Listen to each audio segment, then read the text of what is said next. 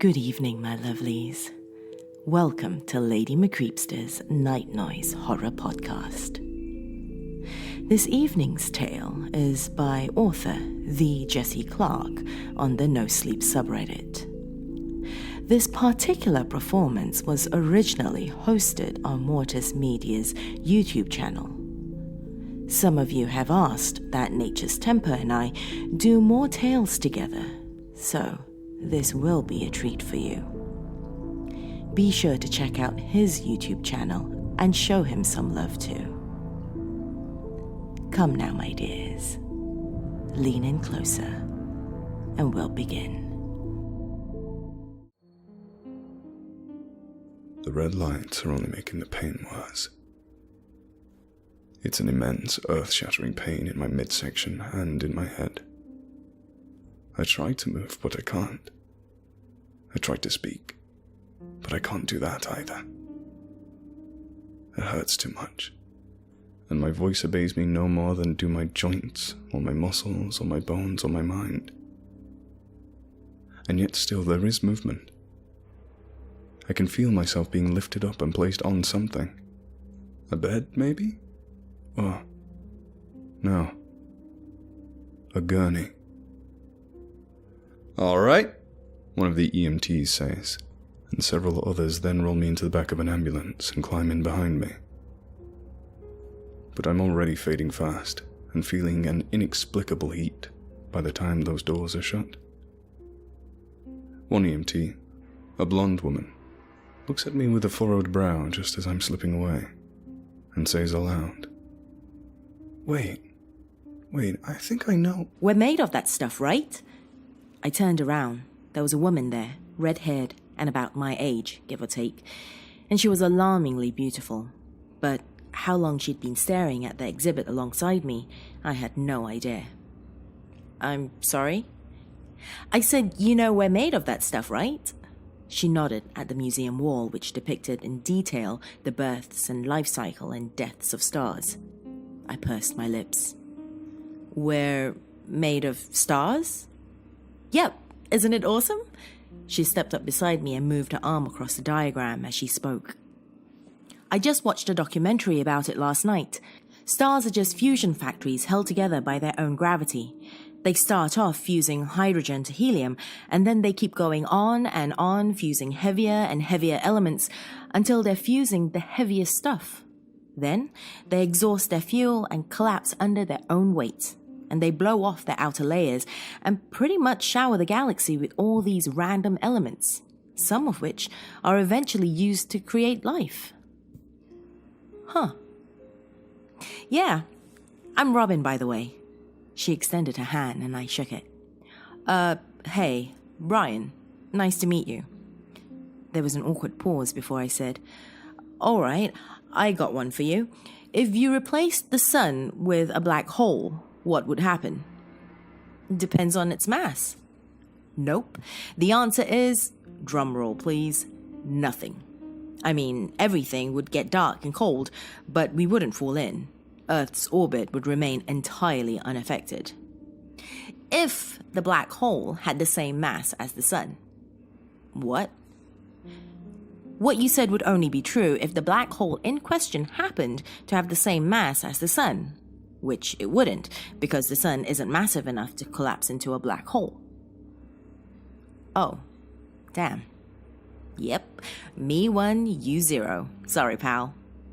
"All right," I said.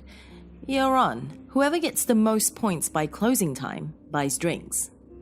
She smiled at that and punched me in the shoulder, just light enough not to sting. "All right, loser.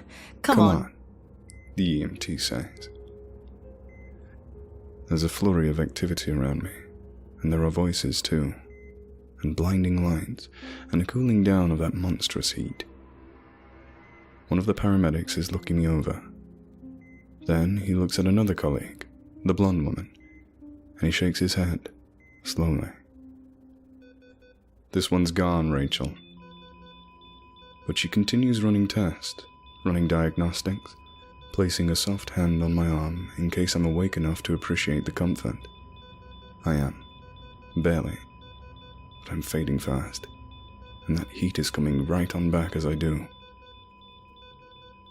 Not yet, he's not, she says. There's pain in her voice that she does her fruitless best to conceal. I already lost another one earlier, Todd. I'm not losing. Another one, Robin said, and I laughed and agreed, and we rushed to the back of the line. See? Told you you'd like the Ferris wheel.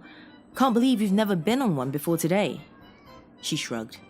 Never thought they were as extreme as roller coasters, so I wasn't interested. Well, they're not supposed to be extreme. Ferris wheels are for all the parents waiting on their kids and sick people trying to relax their stomachs so they don't puke funnel cake all over the pavement. And adorable young couples, apparently. And just then, we were waved into the next seat. We sat ourselves down, and moments later, the great wheel began to groan and protest, and finally, to turn. It dragged our cart around its underside, and then lifted it up, up, up to the top of its crest, where we could see the whole city at twilight, and the ships in the harbor that were backlit red with the setting sun, and the clouds that were lined at their tops with just a little bit of starlight. Robin snuggled up next to me and put her head on my shoulder, and I put my arm around her waist. For a moment then, I could have sworn the empty seat in front of us moved on its own, and furrowed my brow. But then Robin spoke. "Thank you for being here with me," she said. I didn't respond with words. I just kissed her on her head and held her tight, as the wheel began taking us down. Down on the 1800 block of Gardensdale, one of the EMTs says.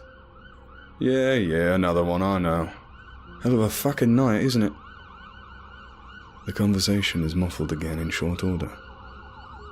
I'm drifting in and out, but the jostling of the room and the sound of the engine tell me that we're still in the ambulance.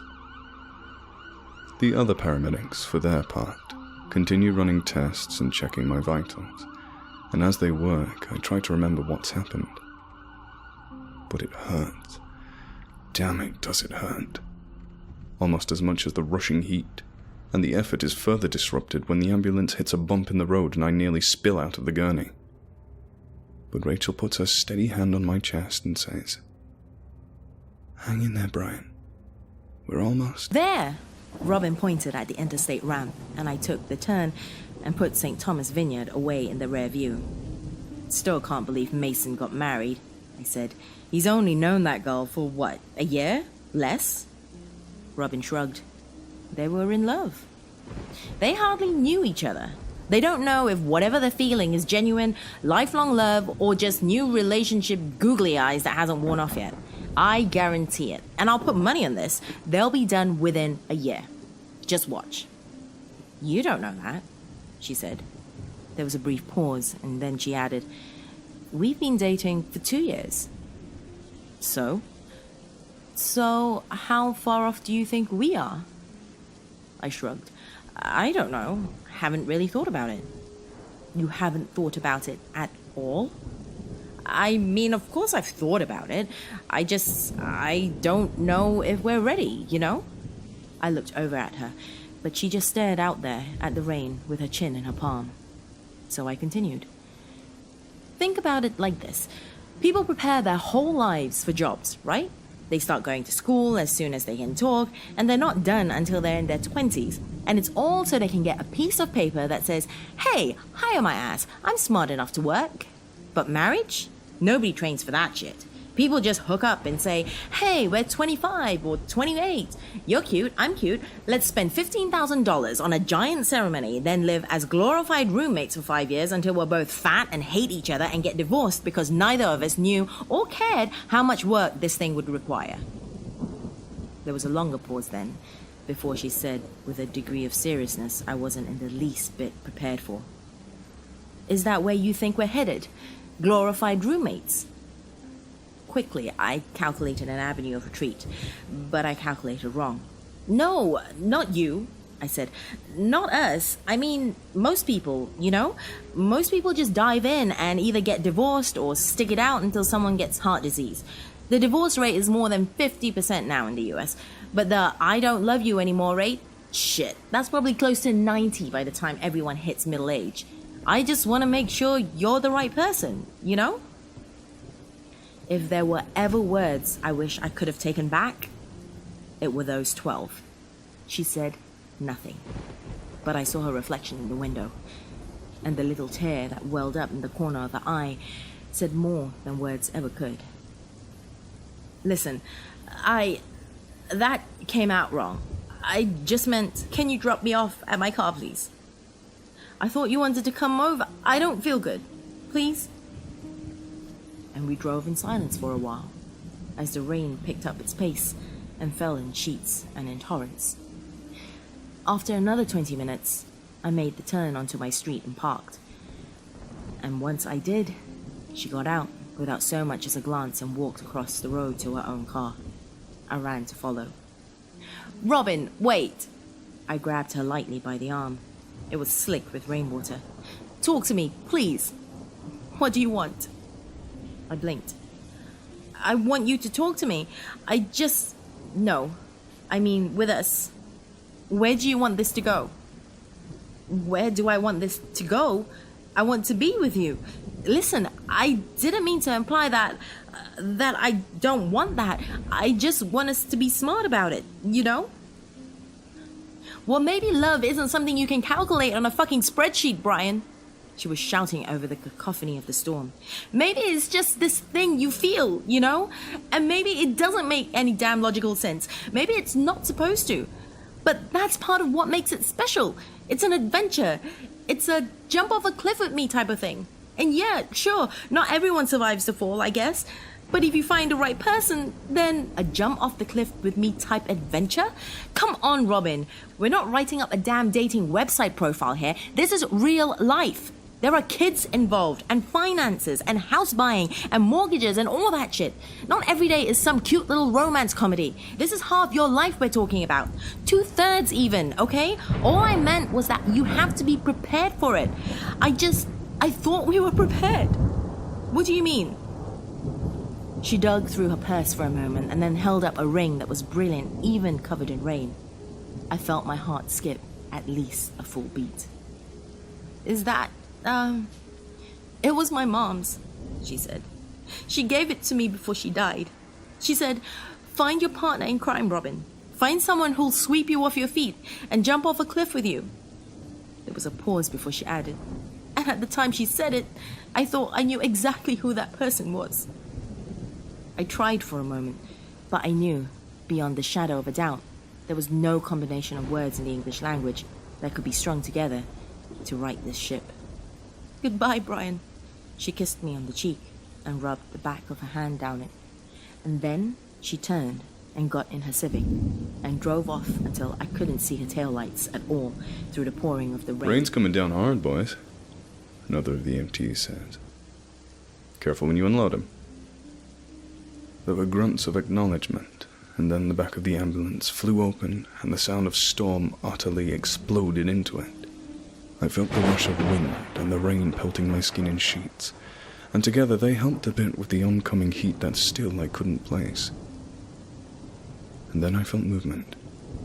The gurney dipped and hit the pavement while the paramedics held me tight to its form. And then there were shouts, and lights, and running feet, and then the hospital door. Open! I shouted. The man behind the counter looked at me with a furrowed brow. I shouted it again over the sound of rainfall through the glass. I said, are you open? And then he pointed at the sign saying the opposite and went back to reading. But I wasn't taking no for an answer. I dug out my wallet and pulled a 20 from the fold and slapped it flat against the glass. Within seconds, the paper was soaked with rainwater. But it got his attention, and once he saw me there, he took pity on my plight, and the door clicked in a word and slid open. Make it quick, man. I know, I will. Thank you so much. I ran down the aisles and then, true to my word, made it back to the counter in less than a minute.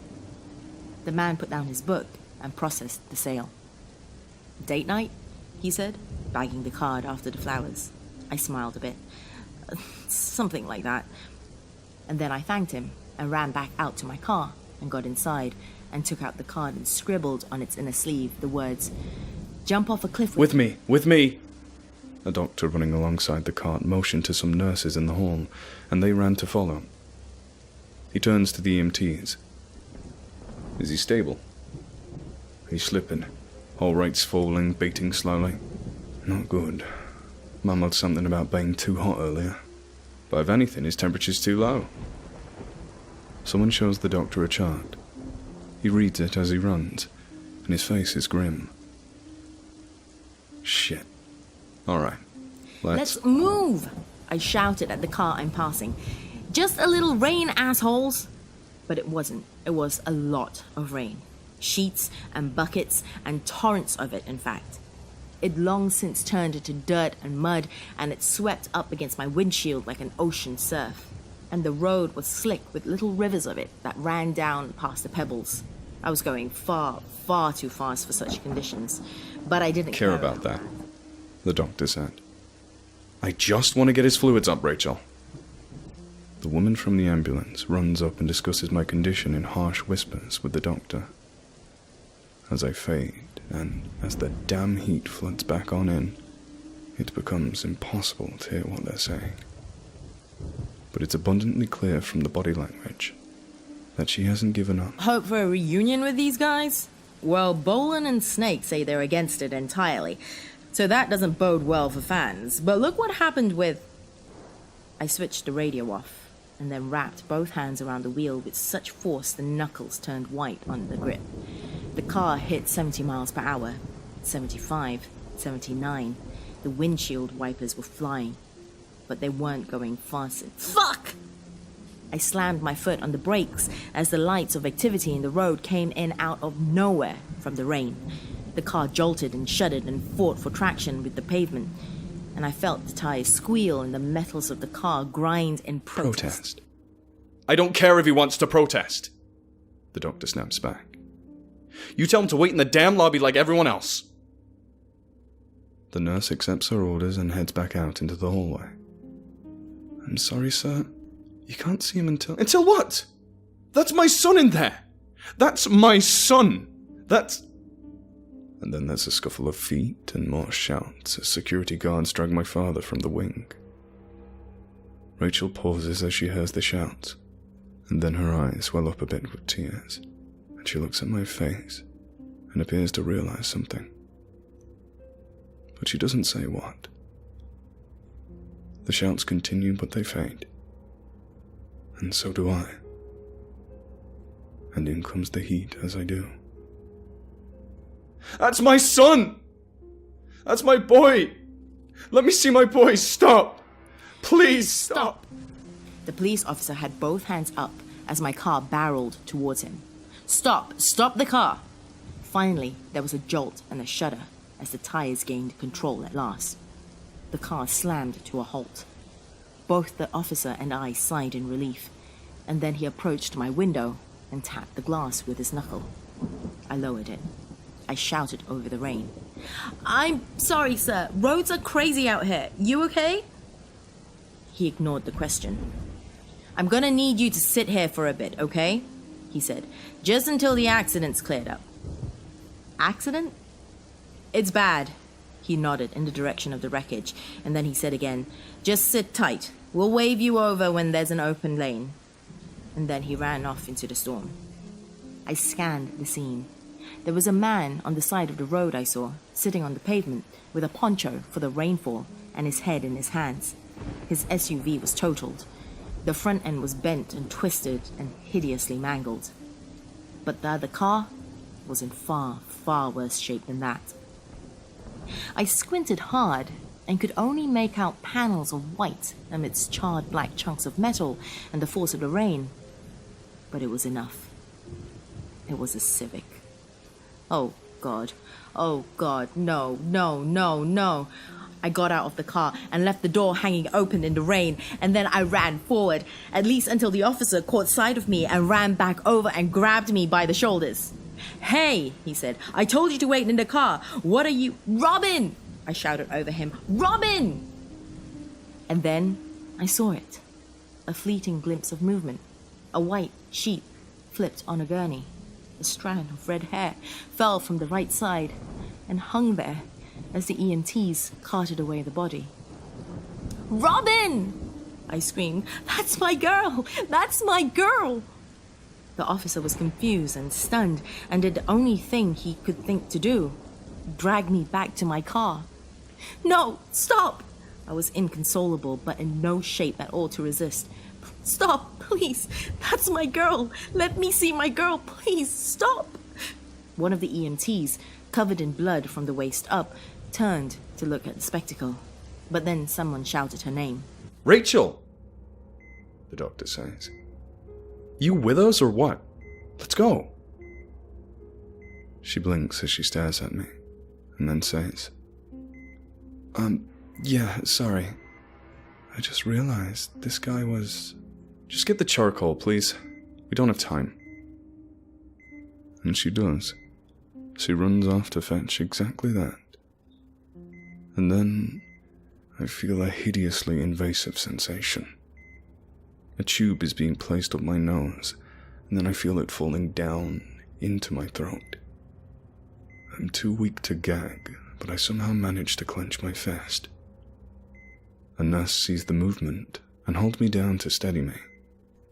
Whoa. Whoa. You okay, man?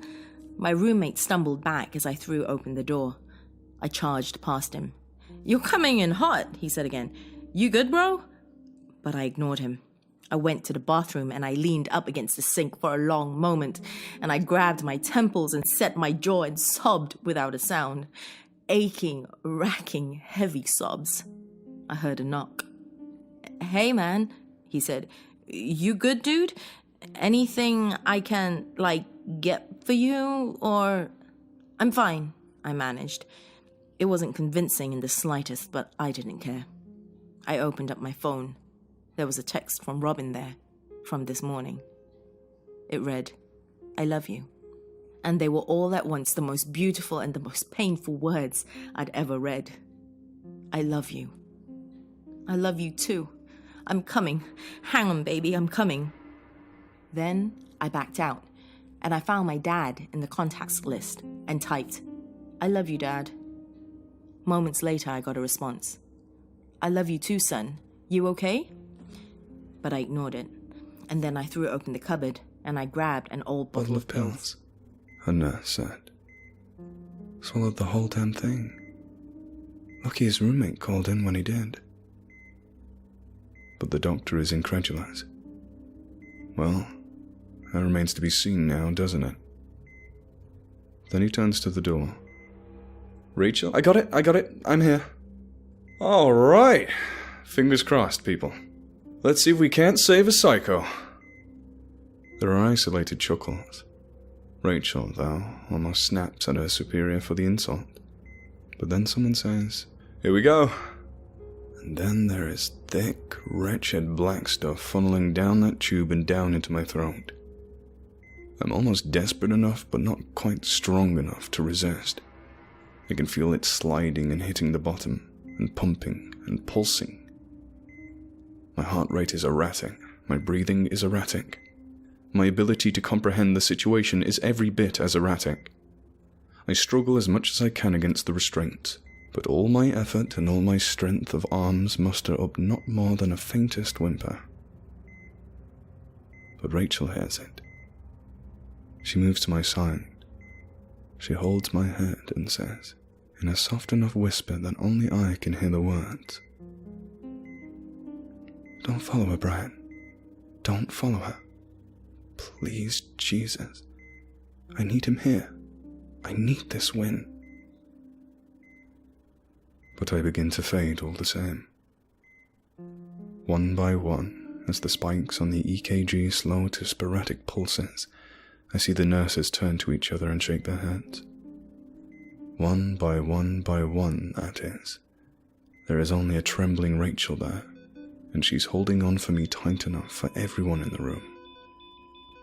"Call it," the doctor says, just as the darkness swirls in and I feel like I'm starting to fall away.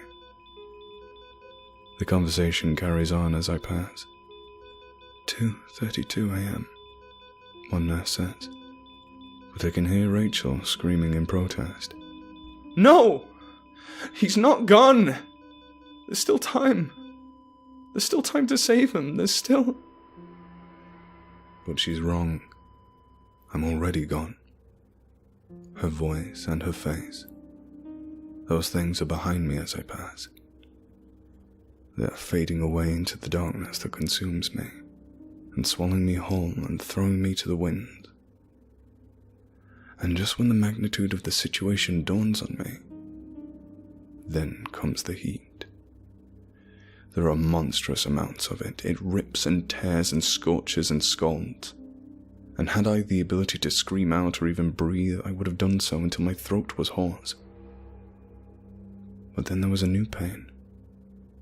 A different pain.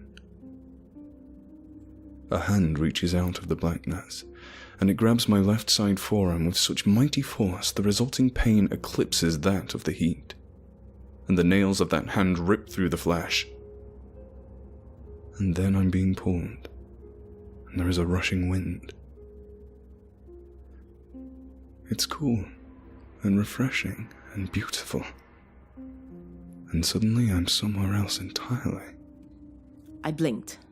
The darkness was gone, and the heat with it, and that sensation of being devoured. Instead, those things had been replaced with starlit clouds as far off in every direction as the eye could see. But my arm stung like hell all the same. I looked at it. There were nail marks I saw, 4 deep cuts beneath the inner wrist and a 5th on the side, in the shape of a hand. They bled a bit, and then I heard an all too familiar voice. "You okay?" I stood up slowly, and I turned, holding my damaged, stinging arm while I did it, and said, "Robin? Robin, what was that? That darkness and the heat, and the... It's where you would have spent your eternity, Brian, had I not pulled you out." I had no words other than the weakest thanks. "You know," she said, holding her own arm, "suicide's not exactly what I meant by jumping off a cliff." I blinked again and took a long, deep breath. "Yeah, I guess I didn't think things through. Not sure you fully realize how much of an understatement that is." "Well, maybe I don't, but you know what? I'd do it again, Robin. I'm serious." She nearly rolled her eyes, but I doubled down on that sentiment. "What I said out there on my street, I'm sorry. I mean it. I'm sorry. You were right. Love isn't about taxes or headaches or just tolerating each other until we're 70. It's like your mom said. It's about sweeping your girl off her feet. It's about jumping over cliffs with someone and not knowing where you'll land and not caring as long as you get there together. And if this is where we land, wherever this is, I'm okay with that." And I leaned in for a kiss. But she stopped me with a hand before it landed, and I opened my eyes. "I can tell you've been working on that speech for a while," she said. "Over and over in my head in the car until I got to the scene of the wreck." I looked at the ground and then back up at her. And I realized right then that if you fucking left the earth itself, then I would too. So here I was wrong too. She cut me off. "Well, what do you mean?" "About love. I was wrong. My mother was wrong. It's not just about crap you see in rom-coms and greeting cards, Brian." Again, I blinked. "I know that. I know. It's something you feel in your heart that defies logic and reason, not something you can put on a spreadsheet, like you said earlier." She sighed a bit and then said, "Can I show you something?" I guess so, sure." And then she took my hand. An infinity rolled in and faded back out, and all of a sudden, we were somewhere else entirely. "Are we on the Ferris wheel?" "Yep. Turn around." I did, and there we were, past Robin and past me, on the seat above and behind us. I remembered it like yesterday. We were staring out at the whole city at twilight, The ships in the harbor that were backlit red with the setting sun, and the clouds that were lined at their tops with just a little bit of starlight. I rustled in my seat, and it moved, and past me saw it, and it looked like he was about to speak. But before he did, past Robin said, "Thank you for being here with me," and got a kiss on the head. "What do you see?" Robin said. "Us. A year ago and change. I remember that day like it was yesterday. Your mom had just died, so I took you here to get your mind off things." "You did. That was the first day in months I'd felt truly safe and truly at peace. That was love." "I know it was, and I still love you. It's a kind of love," she said, cutting me off again. "And it's absolutely beautiful when it lasts. But can I show you something else?" Okay, yeah." She took my hand again, and again infinity itself rolled in and out like the tide, and we were somewhere else. The hospital, it looked like. St. Joseph's. "What do you see here?" I looked around. Nurses running up and down the hallway, doctors reviewing notes and talking to their patients. "I don't know, a hospital." She nodded in the direction of a particular room. "Look in there." So I did. There was a woman on the cot. She was emaciated and hairless and deathly frail, and the doctors inside were shutting off the last of the machines. "A dying woman," I said. "Looks like cancer." "Yep. And what about there?" I looked down. There was a nurse crouched down in front of the same door and talking to a girl, 8 or 9 years old, if I had to guess, in silly voices. The girl had been crying, but the nurse managed to make her smile a bit, even as her mother died on the other side of the door. "Looks like a nurse comforting a little girl." "That's right," Robin said.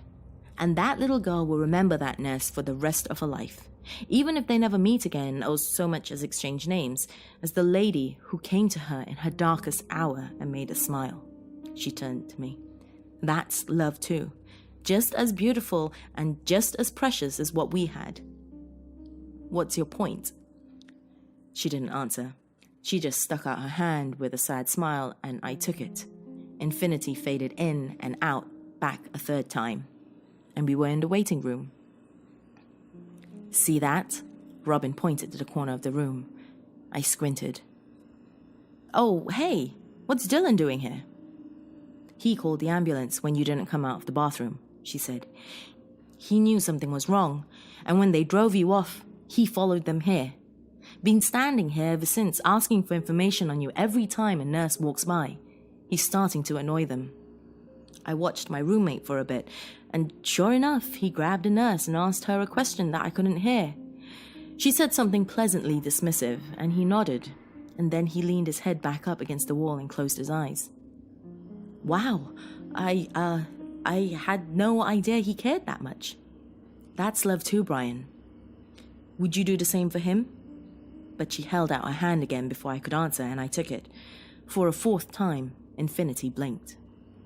And then I was in the emergency room, looking down on myself. I was covered in vomit from the charcoal and pills, but I was still, too. Deathly still. Most of the nurses and the doctor were still walking out the door. But Rachel wasn't. She was crying openly now, making no effort to hide it. She reached for something. A needle, it looked like, or a syringe. "What's she doing?" "You'll see soon enough," Robin said. "But that there? That's also love." She held out her hand once again and said, "One more." And I took it. And then we were in the parking lot of the same place. The rain was coming down harder than ever. "Turn around," Robin said, and I did. And then I stopped. There were no words. It was my father in his car. He was holding a Bible up to his chest with both hands, and he was crying in a way no child should ever have to see their father cry. "And that there," Robin said, "that's the kind of love that can move mountains."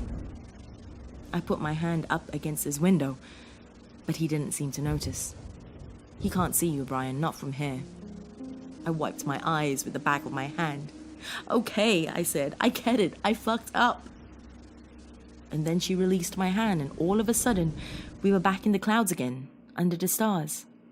I wiped another tear before it fell. So, now what? It's too late for me to go back down there. I'm already gone. Robin took another step forward and said, Maybe not. She put her hand on my temple, and my eyes rolled back. And then I saw it. Rachel and I are on a beach. A child is playing out in the surf, and the sun hits her head just right, and for a moment, it is made of gold. And then the image fades, and another one takes its place. A birthday party. I have silver hair at my temples. Rachel does too, but it doesn't matter. Our little girl is turning 10. And then that image fades too, and is replaced by another, and another, and another, each one yielding another moment where someone loved someone else enough for it to break through the clouds and be seen forever, even if the moment itself lasted only for a heartbeat. Finally, there is an image of Rachel and myself on a porch, as old as we are, and she holds my hand and says, I'm glad you didn't follow her. And I say back, me too. And I kiss her on the head. And then Robin pulls her hand back, and there we were again, standing up there in the clouds together. How did you do that? I asked. She shrugged. Time has nearly no meaning in this place. I've been here for a while, Brian, and yet the doctors haven't even left your operating room. Don't think too much about it. Just think about what you want. That, I said. Was that my future? She shrugged again. Could be. I don't know what you saw, and I don't need to know. Was it enough? I nodded, and she stepped forward again and said, Then, go and get it. I'll miss you too damn much. Well, there's nothing wrong with missing someone, she said. That just means love lasted a little longer than what ignited it. So go ahead and miss me. You owe me that much. Feel the loss.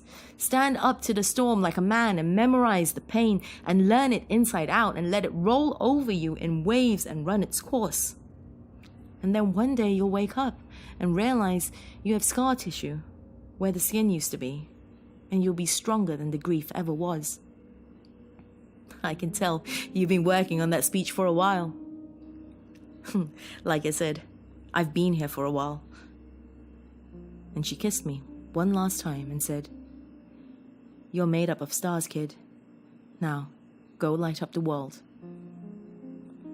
And she was gone. Rachel, okay? He's gone. Give up, for Christ's sakes. But I shot up right before the doctor could finish the thought, and I gasped for air, and when I did, I grabbed my chest with more strength than I had in hours. There was a needle in it, a bolt of life to the heart. Rachel broke down in tears when she saw me. Well, I'll be damned. Welcome back to the land of the living, son. And Rachel? She turned around. Good work, kid. Made me proud. And he laughed. Rachel turned back to me and tried to hide a smile while she did it. Hey there, how you feeling? Better than dead. There was a pause before I added, Hey, I'm glad you got your win. She took my hand and squeezed it. For a moment she paused when she saw a scar below the wrist that looked like the result of fingernails dragging through flesh. But then she dismissed it and said, I am too. And you'll get yours, okay? I promise you will. I said, I know. And with that, she got up to leave the room to go save someone else's life.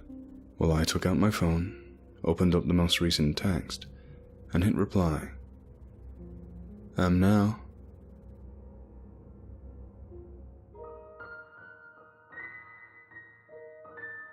More of a feels pasta, that one. Regardless, if you enjoyed it, leave me a message in the YouTube comments or pop me a message on Facebook or on Twitter. My handle is simply Lady McCreepster on both. This channel exists because of you, my dears, so if you'd like to support it, check out my Patreon page at patreon.com/LadyMcCreepster. Thank you for joining me this evening, my dears. Till next time, sweet dreams.